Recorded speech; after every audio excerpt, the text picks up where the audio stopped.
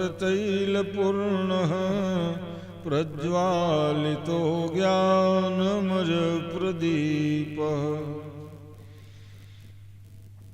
ओमन्मङ्गलमोदमचावति हंसनचावति धावति आवति काग के ज्ञान की ज्योति जगावती भाव की बीन बजा दे भावनाए ऐसी उर में भर दे सर्वस्व स्वदेश के हेतु लुटा दे काव्य में ऐसी कला कर दे रसना रस सिद्धि के स्रोत बहा दे देश की ऐसी दशा के लिए फिर सिंह के सोए सपूत जगा दे। हे हनुमान महाबलवान कृपा के निधान सुजान प्रभो मम काज कहाँ अति भारी तुम्हें जब लीन उठाए पशान प्रभु तुम जानत हो सबके जिय की तेहते नहीं कीन बखान प्रभु ये की अभिलाष सुपूरी करो निज दास प्रमोद ही जानी प्रभु। बोलिए भक्तवत्सल भगवान की जय। उमापति महादेव की जय। जगदम्बे भवानी की जय। बजरंगबली की जय। समस्त ग्राम देवताओं की जय। गणभेड़ा बाबा की जय। सत्य सनातन धर्म की जय। धर्म की जय हो। अधर्म का नाश हो। प्राणियों में सद्भावना हो। विश्व का कल्याण हो। गौ माता की जय। धर्म सम्राट स्वामी श्री करपात्री जी महाराज की जय। व्यास भगवान की जय। सुखदेव महामुनि की जय। आज के आनंद की जय। हर महादेव। श्री राम जय जय राम। श्री राम जय जय राम। श्री राम जय जय राम। श्री राम जय जय राम। जय जय हनुमान गोसाई। जय जय हनुमान गोसाई। कृपा करहु गुरुदेव की दाई। कृपा करहु गुरुदेव की नाई। जय जय गिरिवर राज किशोरी। जय जय गिरिवर राज किशोरी। जय महेश मुख चंदु चकोरी। जय महेश मुख चंद चकोरी। जनक सुता जग जनन जानकी। जनक सुता जग जननी जानकी। अतिशय प्रिय करुणा निधान की। अतिशय प्रिय करुणा निधान की।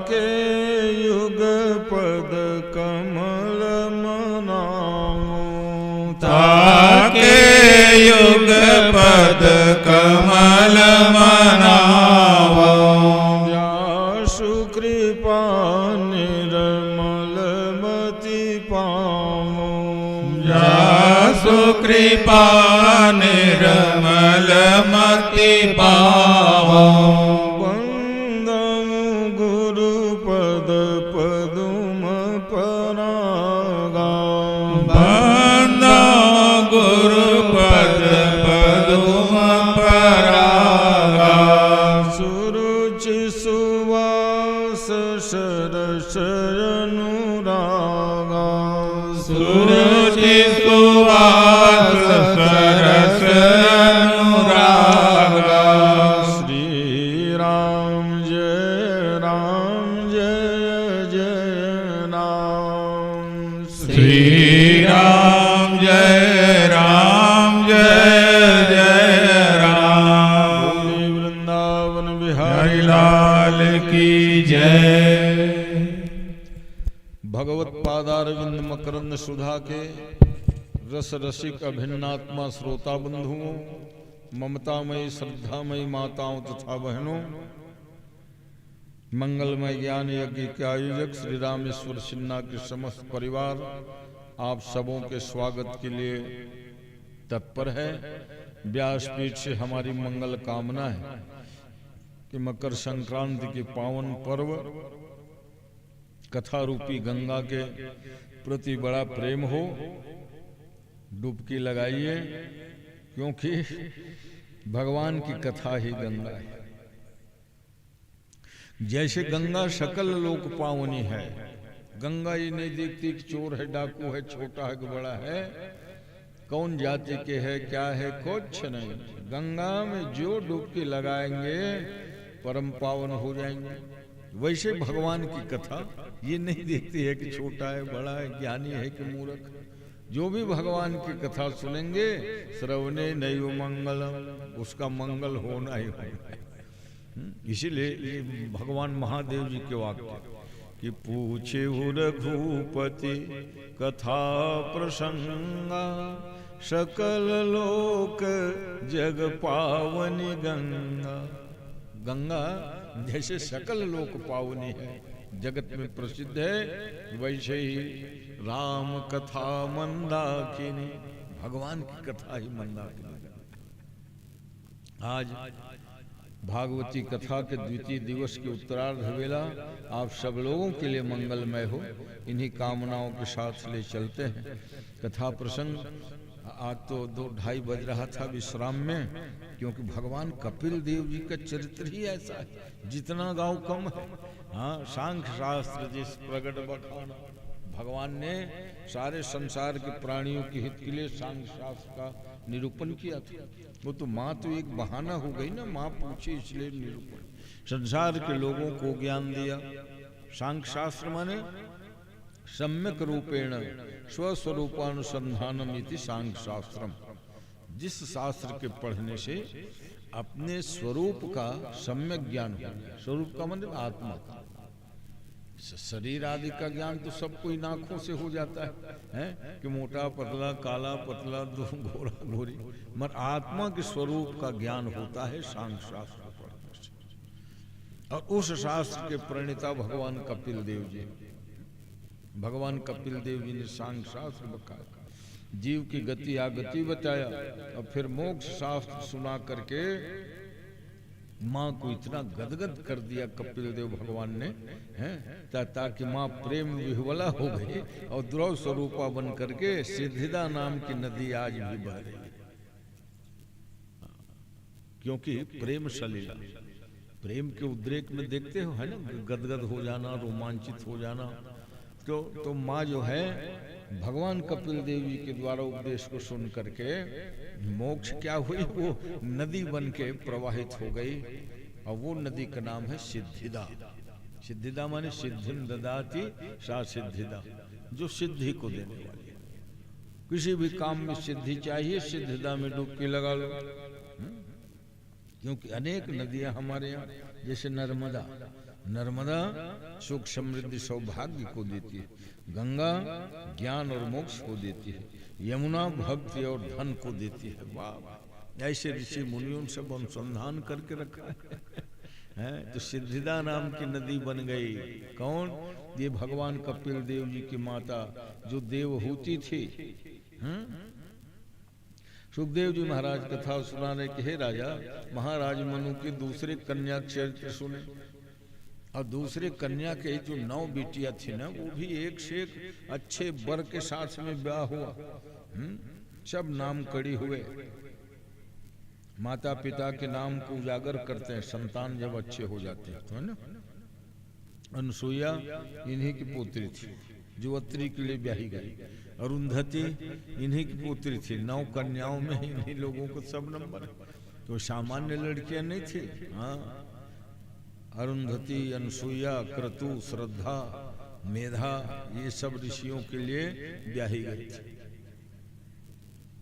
कोई भृगु की पत्नी हुई, कोई वशिष्ठ की पत्नी हुई, तो भला बताओ कितने नाम कड़े हैं। अरे भाई, जिनके दामाद ऐसे ऐसे लोग हों, अत्रि, वशिष्ठ, क्रतु, ऐसा पावन प्रसंग सुनाया। और तीसरे नंबर की बेटी थी, जो मैंने बताया था, महाराज मनु की 3 बेटियां थी, आकुति, देवहूति और प्रसूति। तो प्रसूति नाम की बेटिया की शादी भी अच्छे घर में हुई। प्रजापति दक्ष है, खानदानी भी अच्छे हैं, क्योंकि ब्रह्मा के अंगूठे से पैदा हुए थे दक्ष। तो ब्रह्मा ने कहा, बेटा सृष्टि बढ़ाना है, अब मेरे 10 पुत्र तो सब निवृत्ति मार्गी हो गए, किसी ने सृष्टि नहीं बढ़ाई। सनक, सनंदन, सनातन, सनत कुमार आदि को ने, तुम सृष्टि को बढ़ाओ। तो कहते हैं दक्ष को पहले ये बात अच्छी नहीं लगी कि पिताजी मेरे को सबसे नीचे माने पैर के अंगूठे से पैदा किया। कहां से पैदा किए? पैर के अंगूठे से, जो सबसे नीचे स्थान है।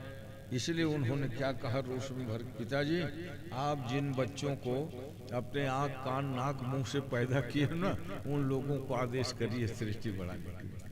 क्योंकि वर्णन आता है कि हाथ से क्रतु को, नेत्र से मरीचि को, सनक, सनंदन, सनातकों को मन से, तो कहा इन लोगों को कहिए ना सृष्टि बढ़ाने को। ब्राह्मण ने कहा, बेटा ये लोग निवृत्ति मार्गी हैं, साधु सन्यासी हो गए हैं, और तुम गृहस्थ धर्म पालन करके। तो कहा नहीं, मेरे को आप सबसे छोटे बनाए। अरे छोटे कौन कह दिया रे तेरे को? क्या पैर से पैदा हुए तो छोटा? ना ना, अरे भाई किसी बड़े से बड़े व्यक्ति को प्रणाम करोगे तो पैर को ही छू के, अंगूठा को छू के प्रणाम किया जाता है। अब कोई कहे कि हाथ, कान, नाक, मुंह बड़ा होता होगा, तो किसी के नाक छू के कहो प्रणाम महाराज जी, तो महाराज चिमटा ही मारेंगे अगर वो चिमटा वाले होंगे। अरे भाई प्रणाम की विधि यही है, चरण धोक देते हैं। तो ऐसे पवित्र जगह तेरे को मैंने पैदा किया बेटा। पैर के अंगूठे में तीर्थ का निवास होता है, इसलिए अंगुष्ठ के ही पाद प्रक्षालन में पूजा होती है, अंगुष्ठ मात्र। तो भला बताओ तू कैसे छोटा हो गया? अरे दुनिया के कोई भी प्रणाम करेगा तो चरण वंदन करेगा, अब प्रक्षालन करते तो अंगुष्ठ मात्र। कथा आती है कि जब भगवान वामन बने थे, वामन राजा बलि को छलने के लिए, अब विराट जब बन गए, जब विराट बने तो तल अतल वितल सब ब्रह्मांड है जो है छेद हो गया, क्योंकि पाताल ही भगवान का तरपांव था। और जब नापने के लिए कहे तो तल अतल वितल सब पृथ्वी तक एक, और पृथ्वी से 2 कहा तो भूर भुआ स्व महाजन तप सत्य, ये सब नप गया। उसी दिन बात है, ब्रह्मा जी झट अपने कमंडल में जल लेके आए और भगवान के अंगूठे को प्रक्षालन किया, चरण प्रक्षालन किया, और उसको फिर ब्रह्मलोक से ढरका दिए। कल ही किसी प्रसंग में कह रहा था, वो गंगा की 4 धारा हुई जो ब्रह्मद्रव, सीता, अलकनंदा, चक्षु और भद्रा। इसीलिए रामावतार में जब केवट ने ये प्रण कर दिया कि बिना पग धोए नाथ नाव न चढ़ाई। सरकार आप कुछ भी कह लें, बिना पग धोए तो मैं नाव में नहीं चढ़ाऊंगा।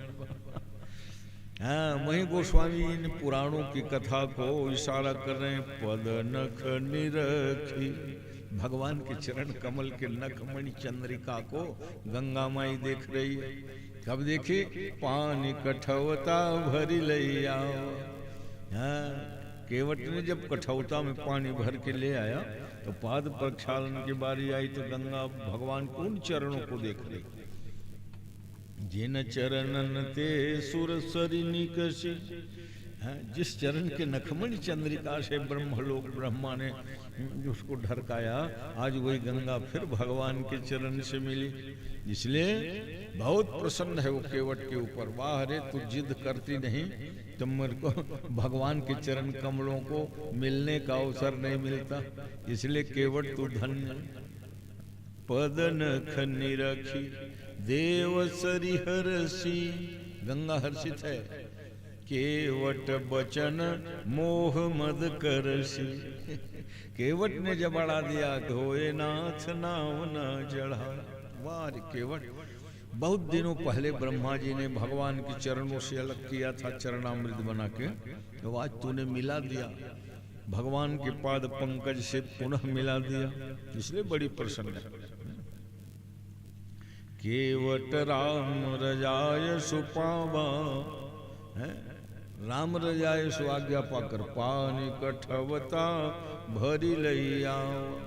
उसी दिन की बात है, वो तो मगन है बेचारा आनंद में, मेरे को भगवान ने चरण धोने को कह दिया। अति आनंद उमगी अनुरागा